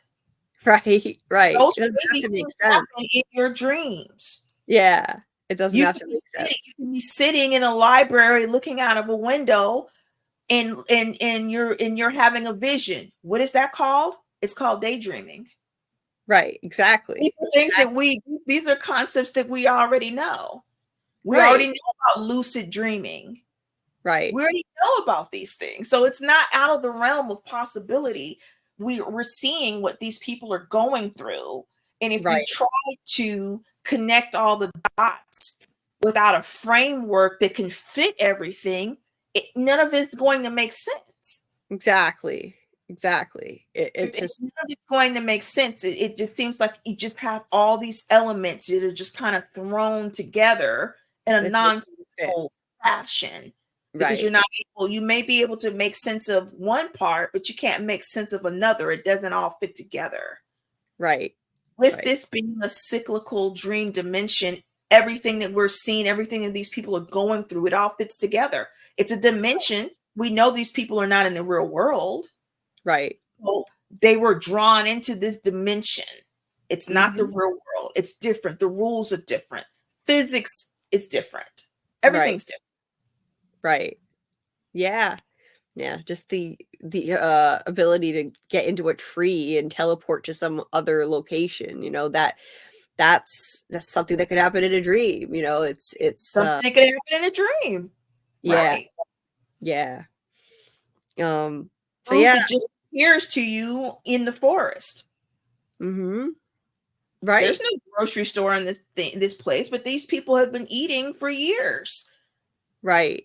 And Dimension is providing this sustenance for these people up until now. That right, is. right, right. You know, yeah, and it doesn't have to make sense that all these animals, these livestock that shouldn't be in the woods are just showing up and all of that. Like it doesn't Yeah, have to make you don't stop in your dream and say, "How am I eating this pizza?" You don't right. stop in your dream and ask that. You just know that you were eating a pizza. Does that make sense? Oh yeah. Yeah. Don't ask, where Absolutely. did the flour come from and where did the cheese come from. You just know that this pizza is in your hand and you're gonna eat it. That's it. That's it, and I think it's an interesting thing that they did with Tabitha exiting the pocket dimension by way of falling, because even though she's not literally dreaming, I think that how when you're in a dream and you're falling, it wakes you up. It You know, wakes you up. it wakes you up, and Exactly. it's so And that's a common trope. It's right. a And now common trope, and it was also letting us know that this realm, once she was out of it, she had to make some sort of transition. right. Right, and I think it was I think having a portal. I think she went through a portal out of the pocket dimension Definitely. back to her Definitely. world. Because But they enter through a portal. the But fact the that they portal only opens up for specific people. The right and people that are calling in, it only opens for them. right, and the fact that the portal for her to get out, I think the fact that they put it at the top of a lighthouse where she would have to fall out, I think it was basically like kind of a metaphor for waking up out of a dream. She was not literally Exactly. Like sleeping. they had to have some. That was what I meant by saying that it was a transition. Right. And it's a common dream trope. It Everybody is. knows if you fall in your dream, you wake up before you Right. die. Right. It doesn't mean that she wasn't physically in that place, because she was, but But they she used was. this as a metaphor, I think. Exactly. It's metaphorical. Exactly. Right. Right. And it's like, okay, normally this wouldn't work either in real life. If you fall from that height out of a lighthouse, you'd be dead. But You'd be dead. this portal Definitely. must have dropped her from a lower height onto that hiking trail. Like, just Right. through a portal, and then she fell just enough to get banged up, but not as far as that lighthouse. So it's like that was another illusion. I think that the banging up part didn't happen when she fell. I think it happened when she was pushed through the lighthouse, the Oh yeah, actual laugh. window of the lighthouse. I don't think it happened. I think that's when it happened. So if you want to say that we know that she was in this dream dimension, but before she actually went through the portal out of the dream dimension, that's when she sustained the injuries. Right. From the Yeah. window of the lighthouse. Yep. Oh, and one other thing I forgot to touch on earlier. As far as the monsters, the nightmare creatures, Right.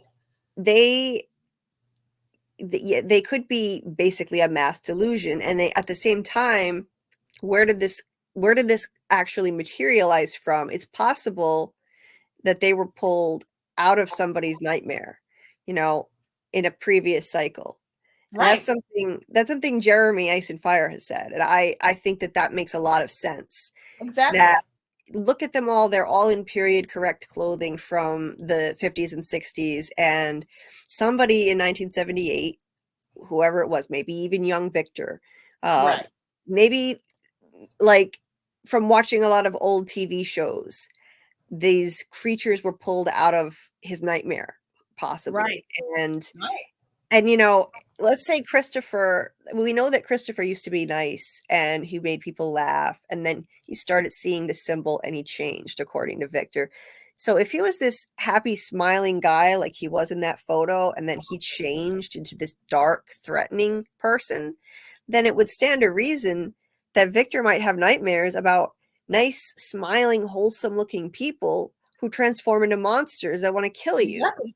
So Exactly. it's possible that And we already know that Sarah intimated that because Nathan was afraid of the cicadas, maybe that's why the cicadas were there. exactly, like, people's fears can be manifested into reality. People's emotions and desires and even actions can manifest into illusions in this place, I think. Right. And so, yeah, and I'm not saying that there weren't some other type of monster in previous cycles. Of course there were, but they didn't Right. always look like 50s and 60s people. Obviously, if this place is centuries old, they must have had other types of monsters or entities that were preying on people. Right. Right. Right? So, yeah, so I think that it's very possible that this iteration of monster, they were pulled from a nightmare, possibly Victor, when he was a child. Um, Right. we don't know. We don't know enough about past cycles to be Yeah, sure, we but don't have enough information. And once we do have information, then we can see how it all fits together. right, like, I don't like to make too many logical leaps with my theories. I like to base it on whatever I've seen, and I've seen Exactly. that things have been pulled from people's there's evidence that things are pulled from people's fears and emotions and manifested into dream states and illusions and visions. Right. So Exactly. that's why Absolutely. I think that theory is plausible, because it's something that we've seen elements of this before. Right. And like, even for example, I still think Tilly's rain dance may have manifested that ballerina music box, because she No, that's twirled interesting. around. she twirled around like a ballerina, and it She made did. no sense at all. Like, how did that even fit? Like, why would they even write that into the script? Like, have this kooky Right. old lady dancing in the rain, twirling around like a ballerina, and then by the end of the episode, Boyd was climbing out of the well in the dream state. There's a music box with a ballerina. Right. I really think that could have been manifested from her dance. True. And like you've said, Sofielle, the bloodworms could have been manifested by what he said to Sarah, Boyd's, right? yeah. Boyd's fear. He said that worms were creepy, and the next thing you know, he had bloodworms, Right? aka cicada nymphs. Yeah, he said like, "Oh, did you know if you cut a worm in half, it makes two worms?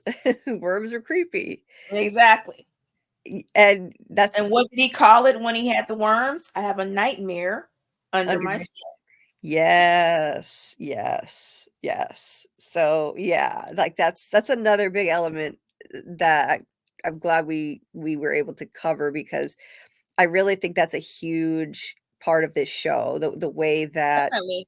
The way that fears and emotions, thoughts, and even actions can manifest into entities, visions, nightmares. So, that's it's interesting to to look at the show that way. It just everything makes so much more sense, and anything is possible. Really, it's limitless if things can be manifested like that. It can. I think the entity can just pick and choose what it wants to manifest and to Right. whom, Just right? like what's happening with Boyd and what we're going to see probably in most likely in season 3. Right. Boyd now has a fear that he can't protect these people, that he can't get these people home, that he can't keep Mhm. them safe, Yeah, he feels that he helpless. can't keep the town together, Yeah. that he's losing control. And all of these things look like this is what's going to happen to him. This is what we're seeing so far. It's Yeah. happened Yeah. to him. He's going to lose control. He's going to lose his authority. He's going to lose the trust of the people. Yeah. Yeah. So, yeah, that could absolutely be something that's manifested from his fears and his feeling of helplessness and losing hope that he can save save everyone, lead them home. Like he feels like this obligation to do that. He's losing his hope. He's afraid that he's not going to be able to do it. So yeah, but yeah, it all goes back to, we can all like trace it all back to that one clue in episode 1 on Julie's shirt, which is the coolest thing, just that one Right. little clue that was planted there, illusions, and that third eye, it's so relevant. I looked up the meaning behind it, and it represents the gate that leads to inner realms and spaces of higher consciousness, and Right. Sight beyond sight. it's associated with spiritual visions, clairvoyance, the ability to observe auras, precognition, and out of body experiences. All Right. of this seems to be happening in Fromville. It's All of it all of and it more. and more, right? So we have to question how much of what we're seeing is actually real, how much is an illusion that's just created by the entities that are running this pocket dimension, the entity or entities. We don't really know, like Right. how many there are or what's going on with that. But Right. but yeah, um, I think that covers pretty well the way that we see things, the way that we interpret this show, I the agree. lens that we view it through. Um, yeah, I think we hit on everything pretty well. So, yeah, so I mean that's the way that we look at things, and so just to give people an idea of our perspective on the show, we wanted to kind of express that as kind of an introduction before we get into like the nitty-gritty details of what's coming up, because there's a lot to discuss. There's Absolutely. so much that we're going to get into. We're going to get into the analyzing the trailer and dump of 45 photos from episode 1 that we got last week. Exactly. Right. God, like this second trailer type thing. I guess you could call it a trailer. It's got interviews in it though, with mind-blowing new footage. I mean, there's so much that we're gonna get into. But yeah, we just wanted to give an impression of our perspective on the show first, and Right, yeah, a framework, if you will, to build on. a framework, exactly, and yeah. So I mean, unless there's anything else, was there anything else you wanted to add, Sofielle, No, before we that pretty close it much down? covers it. Yeah. All right. Well, yeah, I can't wait to get into more and dig into our season 3 theories and predictions. I'm super excited. Oh my god. It's gonna be so much fun. So much fun. And our live streams. Cannot wait. I cannot wait to start. It's gonna be awesome. You know, because we can't get enough of this show. You know, we enjoy other people's live streams, and you know, Yeah, I'm totally an Ultra fan. oh, absolutely, year round. Like it doesn't matter if it's off season. We're gonna be analyzing this thing even after the season 3 ends. Like that's not gonna stop. Absolutely. No, no. That's the thing about being an Ultra fan. Like It we're doesn't end. it never ends. It never ends. Like when I joined the fandom, I was amazed. Like I couldn't believe people were so active. Like